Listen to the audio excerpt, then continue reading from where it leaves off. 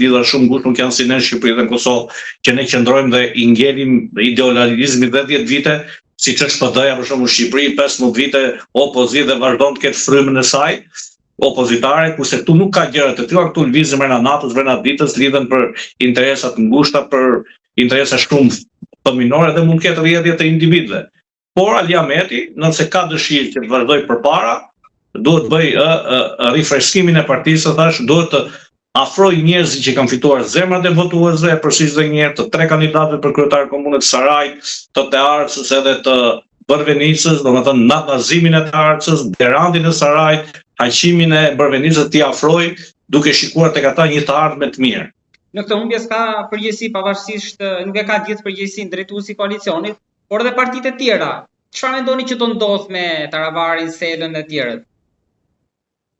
E mirë do të ishte që zoti Zjadin Sela dhe Arben Taravaj të bashkohen bashkë. Ato unë i njoh personalisht të dy që në fillimet e para në 2013-ën, 14 ku nisi një iniciativë për partinë e re për të shkëputur nga PDSH-ja dhe ka qenë një dyshë simpatike që e mbështesin njëri tjetrin. Nuk e di pse ato u ndan dhe nuk e di pse ju se i njoh personalisht dhe akoma kam kontakte dhe lidhje shoqërore.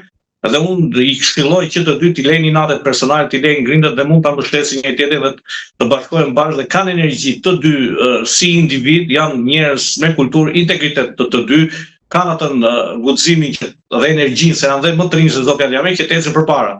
Uroj që ato ta gjenë gjuhën e përbashkët, t'i lejnë natet personale se politika është tek e fundit dhe të bashkohen bashkë, duke bërë dhe një koalicion me zotin Ali Ahmeti, me BDI-n dhe një program shqiptar për këto 10 vitet e fundit çfarë do ndodhi, sepse kemi një rënje të gjuhës shqipe, mosvatimin e gjuhës shqipe, kemi mospunësimin e shqiptarëve duke i marrë maqedonasit këto gjë. Prandaj them që unë uroj që ato dy të bashkohen.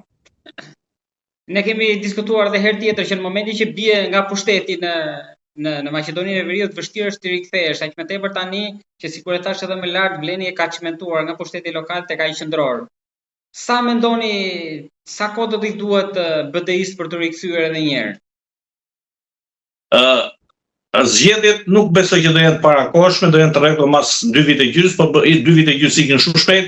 BDI-ja ka kapacitete të tilla, nëse duan dhe një herë them kapacitete që të ecin përpara duke vazhduar këtë koalicion hakin me figura të reja, me rifreskime dhe hundësit t'japin dorëheqje dhe të vazhdojnë mbështetje dhe të jenë antar të partisë, duke lënë natet e njëri tjetrit.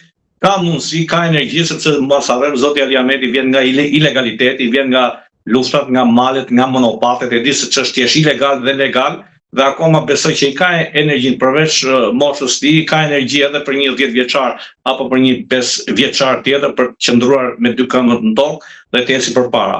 Mos harrojmë, duhet të ketë dhe një mbështetje nga Shqipëria dhe Kosova, sepse shqiptarët e Maqedonisë për mua janë jetim, janë thënë bazdore, prandaj dhe maqedonasit tallen, i quajnë qytetar të dorës dytë, i nënçmojnë, i bëjnë presione për çdo gjë të vogël. Prandaj them që Tirana zyrtare duhet mbas kushtetutës saj të nenit 9 kushtetutës të mbështesë dhe shqiptarët të ndarë se i bie që Kurti ka fituar në këtë rast betejën.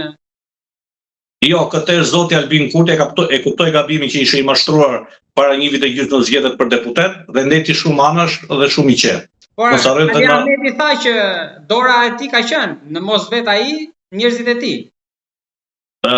Mund të kenë qenë individ aty, po të thirrë për zotin për vetvendosi se janë shumë mirë dhe vetvendosi që në themelimin e saj, po të thirrë që njerëzit e vetvendosi janë në Maqedoni dhe kanë pesh, janë zero. Ashtu dhe në Shqipëri. Individ ka që lëvizin që mund thirrë në emrin e Albin Kurtit, ai është kryeministër, nuk mund t'i kontrollojë dhe t'i ndali gohen qytetarëve apo 5 milion shqiptarëve apo 10 milion që thirrë dikush në emrin e atit apo në emrin e këtij. Nuk ka qenë aktiv në këtë fushat zoti Albin Kurti, jam i bindur për këtë se ka pas hallet e veta brenda Republikës Kosovës me zgjedhjen, me krijimin e qeverisë dhe me shumë probleme tjera. Zoti Valla, faleminderit e shpresoj të dëgjojmë sërish me zhvillimet që tashmë kamerat janë fokusuar tek BDI-ja për atë që do të ndodhë.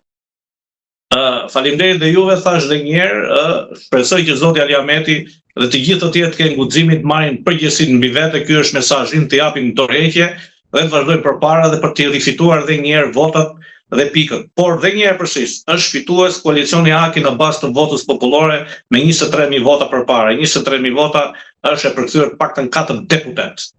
Zoti Valla, faleminderit shumë. Faleminderit dhe juve. Beni Rofsh, mendoj që shkoi mirë. Mirë shkoj kur